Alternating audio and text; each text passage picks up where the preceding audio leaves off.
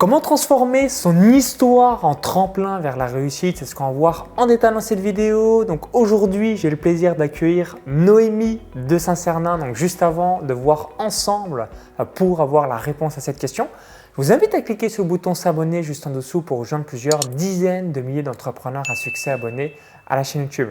Alors je vais te laisser te présenter pour les personnes qui ne te connaissent pas. Alors pour la petite anecdote, on s'est rencontrés la première fois à un événement de networking en avril 2014. Donc il y a de très nombreuses années et aujourd'hui on est toujours en contact par rapport à nos diverses activités. Donc je vais te laisser tout nous dire, puis ensuite on reviendra aussi sur les quelques ouvrages que tu as aussi écrits au cours des dernières années. Salut Noémie. Bonjour Maxence, bonjour à vous.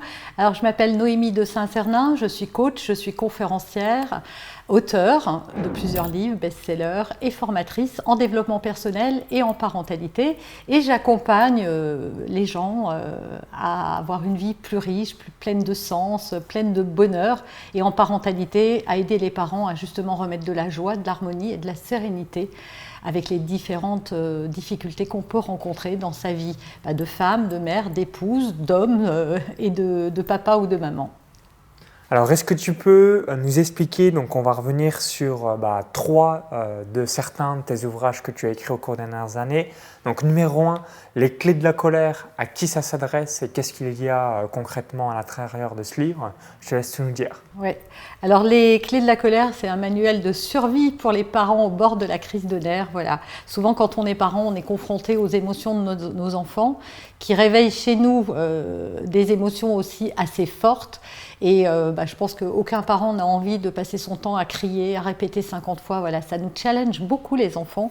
Donc c'est un livre qui apprend à gérer justement l'énervement, que ce soit des enfants mais aussi des parents, pour comprendre qu'en fait on est un peu en miroir avec ces enfants et que ça réveille notre propre histoire et qu'il y a souvent des choses à travailler en développement personnel. Donc c'est plus un livre de développement personnel d'ailleurs que de parentalité, mais qui s'adresse aux parents. Donc souvenez-vous, si vous avez des enfants, donc pour vraiment réaliser la meilleure éducation possible, numéro 1, faire un travail sur soi. Oui. Et naturellement, vous allez pouvoir être méga heureux par rapport à l'éducation et surtout l'évolution de vos enfants.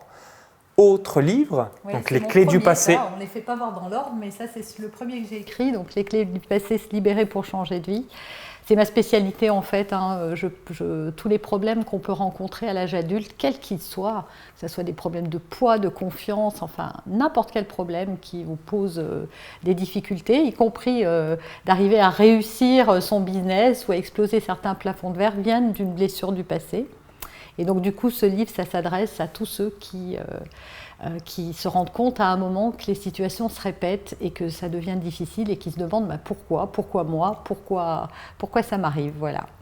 Donc rappelez-vous, si vous avez un schéma répétitif d'une situation, boum, travaillez sur vous là encore pour effacer ou corriger ce schéma et vous allez avoir une vie encore plus épanouie. Ouais. Alors, troisième chose que je voulais également vous partager, donc là c'est une box, les animations, ouais. Là aussi, à qui ça s'adresse et que contient cette box? Alors là, cette fois, après avoir parlé des parents, de tout le monde, là c'est pour les petits, de 3 à 7 ans, en fait c'est un coffret qui contient un livret, parents-enfants d'ailleurs, ça se fait à 2, et puis un jeu de cartes, on en voit quelques-unes d'ailleurs ici. Ça aide en fait, je vous parlais des difficultés qu'on peut rencontrer, elles sont toujours liées à une blessure émotionnelle. Et donc tout ça, ça vient du fait que quand on était petit, on ne nous a pas appris à gérer nos émotions et nos parents n'ont pas été en capacité de savoir les accueillir, on ne sait pas nous-mêmes faire avec nos propres enfants. Donc ce coffret, c'est pour développer sa fameuse intelligence émotionnelle et ça s'adresse aux enfants. Et c'est mon dernier livre, et j'en ai écrit aussi un 4e, mais qui n'est pas là, et qui s'appelle Le Cahier Good Vibes. Voilà. Donc si vous voulez travailler votre mindset, votre état d'esprit ou encore réaliser la meilleure éducation de vos enfants, intéressez-vous, je mettrai tous les différents liens de ce que réalise Noémie, comme tu as un site web, une chaîne YouTube, les réseaux sociaux, donc comme ça vous permettra d'avoir le maximum de ressources pour ensuite être la meilleure version de vous-même par rapport à qui vous êtes. Alors pour revenir à l'objet de cette vidéo, donc tu as une histoire particulière et puis tu vas nous partager comment l'amener positivement et au sein et au service de son entreprise. Moi-même, donc j'ai grandi dans une ferme agricole à 20 km de Chalon-sur-Saône en Saône-et-Loire de 0 à 19 ans, donc rien à voir par rapport à ce que je fais aujourd'hui. Et de manière générale, notre vécu, donc notre passé et notre histoire personnelle, on a régulièrement, c'est un petit peu dans le schéma inconscient de l'être humain, ne pas se mettre en avant ou se dire tout le monde s'en fout par rapport à notre histoire, alors que finalement, ce qui va nous captiver, quand on était enfant, qu'est-ce qu'on aimait, c'était les histoires. Quand on est en admiration avec certaines personnes, là aussi c'est quoi? C'est son histoire. Si vous prenez les exemples des meilleurs entrepreneurs américains ou du monde, c'est l'histoire qui nous captive. Prenons un exemple que tout le monde connaît, Elon Musk. C'est son histoire qui nous amène cette sympathie, cette réciprocité et d'envie d'acheter Tesla. C'est grâce à Elon Musk, la personne qu'il est. Je te laisse tout nous dire comment réaliser ou mettre au service de sa vie son histoire personnelle pour que ça soit un tremplin vers notre succès. Oui. Trop souvent, en fait, ce qu'on oublie quand on est entrepreneur, c'est que souvent, ce vers quoi on va, quand on ne cherche pas à imiter les autres ou à faire comme quelqu'un, c'est souvent lié à des choses très personnelles qui nous inspirent, qui nous touchent, et on n'ose pas toujours mettre en valeur, en fait, le passé qui a été le nôtre, et c'est ce que tu as fait, toi. C'est-à-dire qu'en fait, quand on était petit, on a eu des frustrations, évidemment, et on avait des rêves, et on n'avait pas peur de rêver quand on était petit, mais parfois, les grands nous ont un peu cassé nos rêves. Ça commence très tôt. Alors ça peut être les parents, c'est désolant, mais ça arrive, mais ce n'est pas toujours le cas, heureusement. Mais ça peut être les professeurs aussi à l'école, les camarades. Et très vite, on va tellement nous mettre en compétition les uns par rapport aux autres que ces talents qu'on a déjà de manière innée, qu'on a déjà quand on est tout petit, on n'arrive pas à les révéler et on ne s'appuie pas dessus. Et moi, je pense qu'on a tous une histoire qui vaut de l'or. Quelle que soit l'histoire qui nous a traversée et qu'on peut mettre au service des autres. Et dans l'infoprenariat, on voit beaucoup ça. Tu vois, soit si tu es très à fond dans le business, dans les revenus passifs, etc., c'est parce que c'est lié de frustration. Je valide, je confirme par rapport à ce que tu viens de dire. Moi, ce qui m'a permis de me lancer sur Internet, souvent, vous avez déjà peut-être entendu ça par rapport au cerveau humain, bénéfice, plaisir ou la douleur, mais on va davantage agir par rapport à la douleur. Et moi, la douleur, c'était quoi?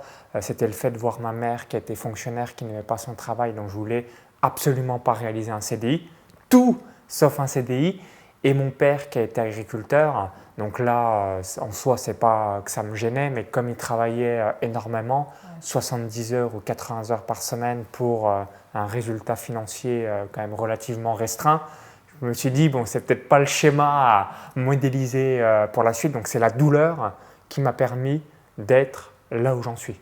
Donc là aussi, rappelez-vous, parce que souvent, ça c'est un cas classique de l'être humain qui va dire, oui mais moi j'ai eu des parents comme ci, comme ça, tel ou tel passé, tel ou tel environnement, c'est un cadeau. Où est le cadeau? Et j'aime bien aussi me dire à moi-même, si j'avais eu par exemple des parents, cadre ou cadre supérieur à 3 000 € par mois, ticket resto, 13e mois, voiture de fonction, la probabilité que je devienne entrepreneur ou que je tente cette aventure est proche de zéro. Parce que j'aurais eu un autre schéma qui m'aura été montré et du coup je n'aurais pas eu cette douleur, et si on n'a pas de douleur, on ne va pas passer à l'action. Donc même si aujourd'hui vous avez eu une enfance difficile ou un environnement complexe, ainsi de suite, où est le cadeau? Et rappelez-vous par rapport à ça, tout ce que vous avez vécu par le passé sera un jour une force pour votre futur, et puis des gens vont aussi se connecter par rapport à votre histoire. Donc moi j'ai grandi dans une campagne, évidemment j'ai une grande clientèle qui aime la campagne ou qui a également vécu à la campagne. Et inversement, si vous avez grandi en ville, vous allez avoir une clientèle qui va être plus ville ou qui va s'identifier avec vous. Donc soyez vous-même, les autres sont déjà pris. Si on prend la citation d'Oscar Wilde, et faites-en une force, puisque chaque histoire personnelle est une véritable force pour se connecter avec d'autres personnes qui vont avoir eu le même type d'expérience par le passé. Alors tu as dit quand on a une histoire difficile, mais pas forcément, on peut être né avec une cuillère en argent, et ça peut aussi créer des blocages, parce que soit on nous a tracé dans une voie, Voilà, il y a des familles où on doit faire des études, et puis pas n'importe lesquelles, des études d'ingénieur ou scientifiques, d'autres où ça doit être la médecine qui va être valorisée. Et du coup, voilà, on va s'enfermer dans quelque chose et pas arriver à se libérer, en fin de compte, de ce carcan familial, comme avec un devoir un peu de loyauté. Donc c'est vrai qu'il y a l'autre côté, mais on n'est pas heureux et c'est important de reconnecter à qui l'on est et ce que l'on a envie de faire. Et ce qui se passe souvent aussi, et donc quand on a eu en plus des souffrances, hein, alors ça peut être aussi du harcèlement scolaire, enfin ça peut être tellement de choses, on a fini nous-mêmes par croire qu'on n'était pas capable de faire les choses. Et c'est ça qui est dangereux, parce qu'en réalité, on peut toujours faire mentir les statistiques.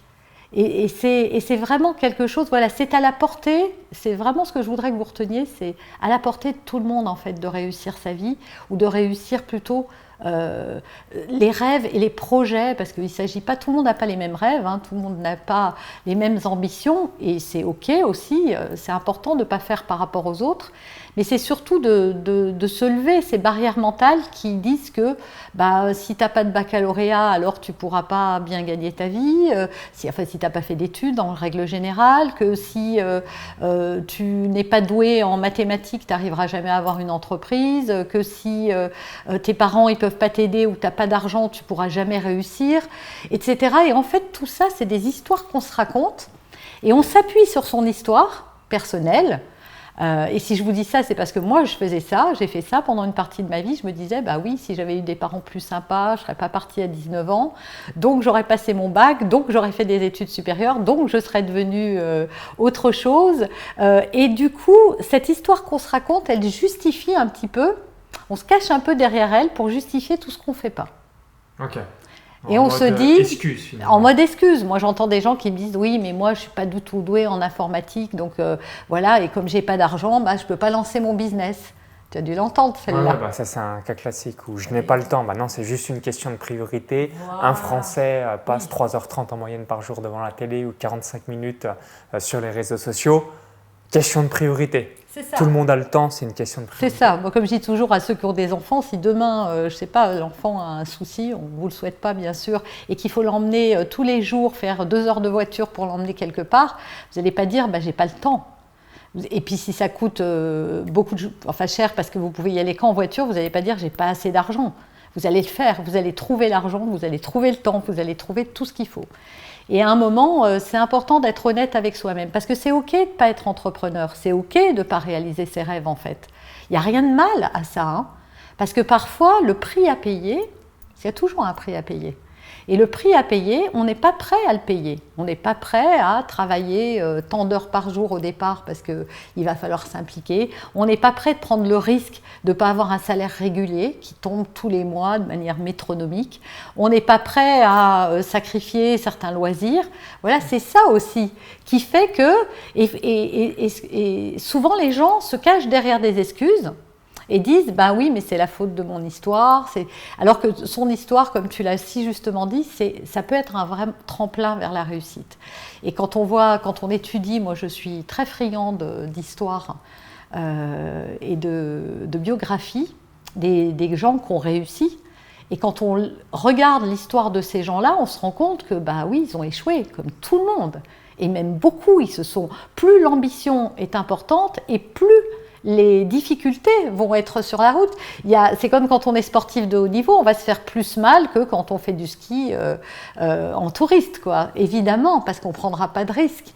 Donc plus on va prendre des risques et se lancer dans l'infoprenariat ou dans l'entrepreneuriat tout court, c'est prendre des risques. C'est prendre le risque de renoncer à avoir peut-être une vie plus rangée, c'est prendre le risque de ne pas avoir un salaire identique.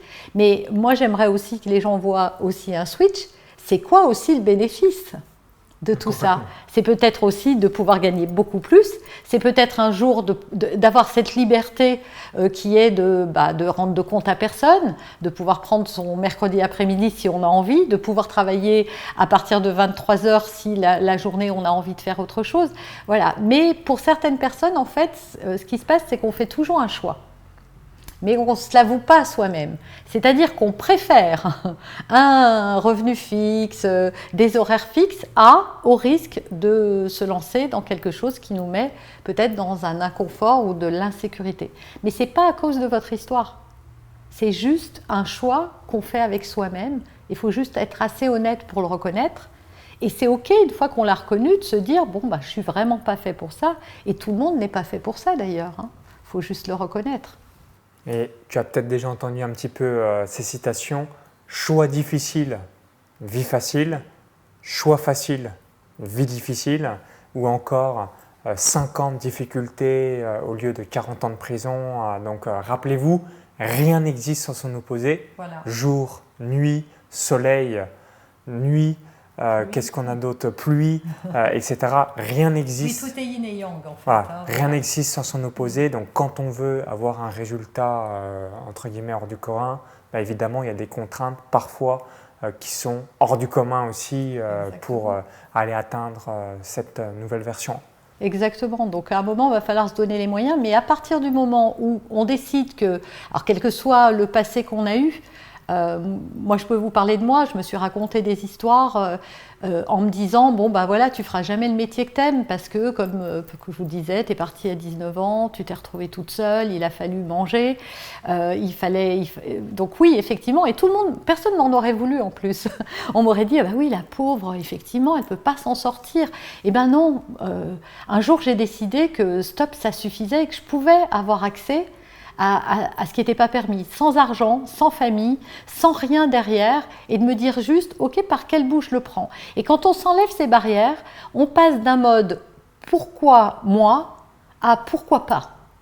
Et quand on rentre dans le pourquoi pas, ce qui devient génial, c'est que tant qu'on se trouve des excuses, on est une victime, et quand on est une victime, on subit, donc on ne peut rien faire.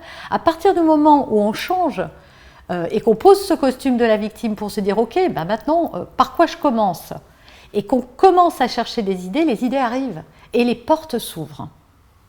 Et moi, les portes n'ont jamais cessé de s'ouvrir à partir du moment où j'ai décidé de me prendre en main.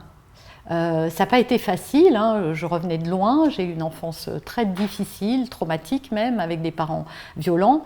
Je me suis retrouvée à la rue à 19 ans, dehors, SDF.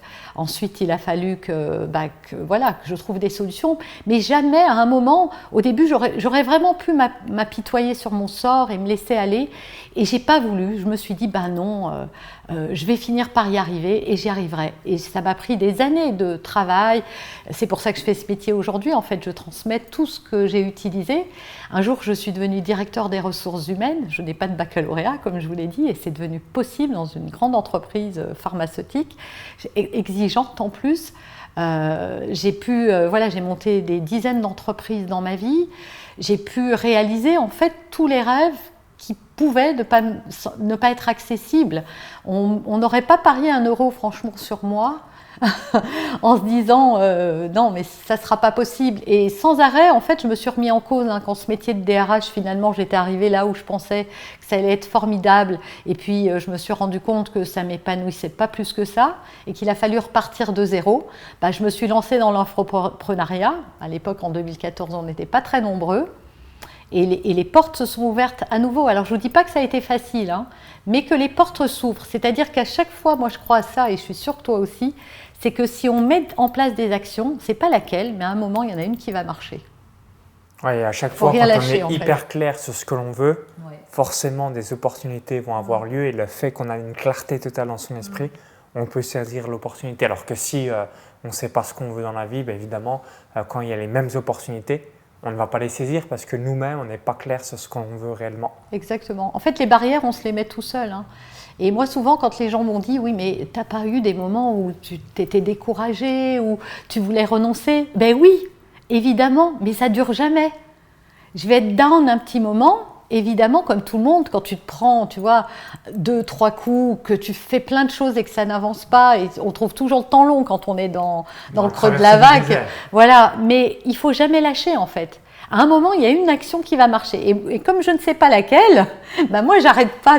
C'est Thomas Edison qui essaye, on me dit, 10 000 fois d'allumer l'ampoule. Et puis à un moment, il va y arriver. Mais moi, je me disais toujours, mais s'il avait arrêté avant, qu'est-ce qui se serait passé ?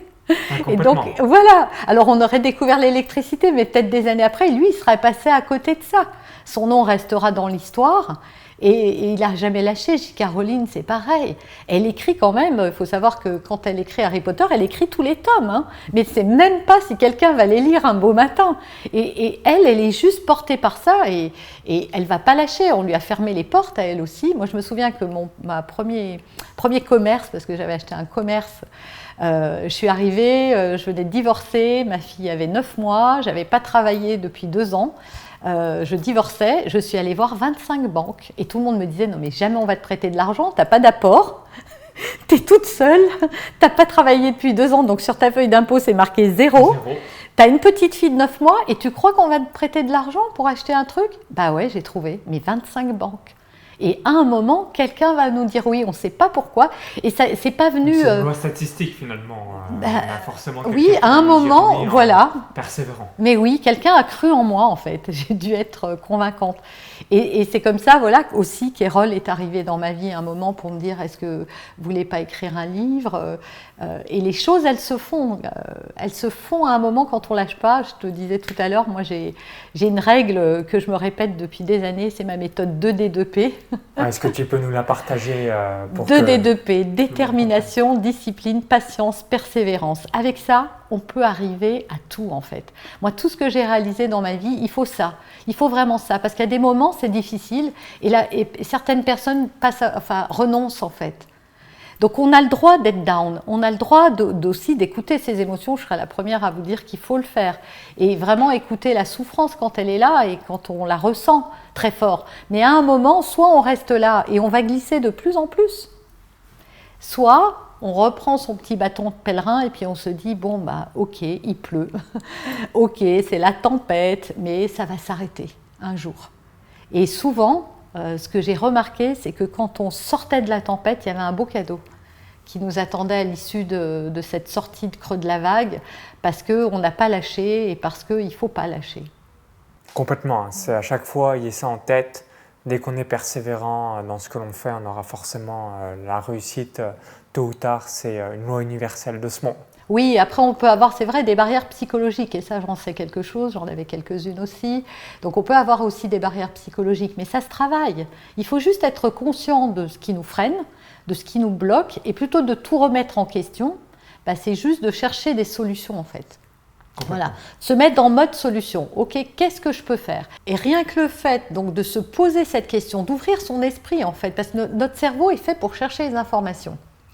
Or, on le sait en neurosciences, notre cerveau ne va chercher que ce qu'on lui envoie comme message. Okay. On l'a tous vu, hein, je ne sais pas, tu t'intéresses à une voiture, tu n'en as jamais vu, puis tu les vois partout. C'est ça. Voilà, on a sa femme qui est enceinte, on n'avait jamais vu de femme enceinte et tout à coup, elles pullulent, elles sont partout, de poussettes dans la rue. Mais tant qu'on ne s'est pas intéressé au sujet, on ne les voit pas. Pourquoi? Parce que notre cerveau ne peut pas, il trie l'information parce qu'on deviendrait fou, quoi. On reçoit un nombre, 60 000 informations, c'est trop d'un coup, donc il trie et il nous envoie exactement ce qu'on a envie de voir. Okay, et donc si on croit qu'on n'a pas de chance, que notre vie, que le monde est pourri, que la société est corrompue, que c'est la galère, bah, on va zoomer en fait, comme avec un ordinateur. Exactement, le cerveau va nous faire zoomer sur tous les trucs. Donc je sais pas, s'il y a une peau de banane, bah, on va aller marcher dessus, quoi. C'est comme si ça venait nous prouver que ce qu'on croyait est vrai. C'est pour ça que les croyances, c'est compliqué à démolir, parce que c'est vrai dans la réalité de la personne par rapport à ce qu'elle croit. Et à partir du moment où on envoie le message au cerveau, bah, moi je veux trouver une solution, comment je fais pour, au lieu de pourquoi ça m'arrive et tout ça, de s'accabler, c'est ok, comment, et de mener des petites actions, même insignifiantes, parce que parfois ça vient vraiment pas par là où on aurait cherché. Ah, complètement. Ah oui, il y a des choses, ça nous tombe, c'est vraiment, c'est là où la vie c'est magique, hein, c'est ce que Carl Gustav Jung appelait les synchronicités. Et donc du coup, le fait d'ouvrir son esprit, bah, ça permet de trouver des solutions. Donc vraiment, lâchez pas, appuyez-vous sur votre histoire personnelle, parce qu'on a tous des talents, on est tous doués dans quelque chose, on est tous forts pour quelque chose, et parfois cette propre histoire difficile et traumatique, elle peut servir à aider d'autres gens. En tout cas, moi, c'est ce que je fais. Et c'est ce que font beaucoup de gens dans l'accompagnement, ou alors comme toi, qui étaient frustrés par rapport à la vie, le schéma de vie qui était en miroir avec la vie de tes parents, et toi qui rêvais de plus grand. Complètement. Et qui t'es pas laissé arrêter en disant « Ah ben non, je vis dans une ferme, mes parents peuvent pas m'aider, etc. etc. » Ben non, quoi, on t'attendait pas, mais t'as pas attendu qu'on te sorte un petit tapis dans la campagne. Allez, viens Maxence, je vais te montrer. Non, tu t'es pris tout seul par la main. Et puis tu as essayé des trucs, des fois ça marche, des fois ça marche pas. Parfois on se plante, mais t'as rien lâché, quoi. Absolument. Pour finir sur une dernière question, donc si tu avais une biographie ou un top 3 de tout ce que tu as pu lire par le passé, des personnes qui t'ont le plus inspiré, quels seraient les titres de ces biographies? Est-ce que tu en as une ou trois qui te viennent en tête là? Alors, J.K. Rowling, moi je trouve que son histoire, Okay. J.K. Rowling. J'aime beaucoup aussi, il suffit que je dise pour que je trouve pas son nom, attends. Tu sais, ce Virgin Megastore là. Richard Branson. J'adore Richard Branson aussi parce que c'est quelqu'un qui a bousculé les codes, voilà, et qui a créé des boîtes en allant à contre-courant. Tu vois, il y avait des problèmes avec le train en Angleterre, il a racheté les trains parce qu'il en avait marre qu'ils soient en grève. Tu vois, j'adore, et il a bousculé les codes. Et puis la troisième histoire inspirante, c'est celle de Steve Jobs. Je suis assez classique finalement, mais c'est trois belles histoires très inspirantes, ouais. Merci Noémie par rapport à ton retour. Donc j'espère que vous avez compris que votre histoire sera vraiment un tremplin vers votre succès, votre réussite au cours des prochains mois, des prochaines années. Si vous avez apprécié la vidéo, cliquez sur le petit bouton là, juste en dessous, merci par avance. Partagez-nous également des biographies que vous appréciez de personnes célèbres ou moins célèbres dans ce monde. Ça serait intéressant d'avoir votre feedback, ou même si vous avez des avis complémentaires à nous partager, dites-le bien dans les commentaires juste en dessous. Merci pour tout. Concernant Noémie, donc pour te retrouver, donc je vais mettre un lien directement sur le i comme info ou dans la vidéo, encore tout est en description juste en dessous. Donc comme ça, les personnes te permettront de voir un petit peu ce que tu réalises, notamment à travers ta chaîne YouTube, les réseaux sociaux ou encore ton site web. Merci Noémie, merci à vous d'avoir visionné cette vidéo et on vous dit à très vite pour la suite. Bon storytelling de votre histoire. À très vite. Bye bye.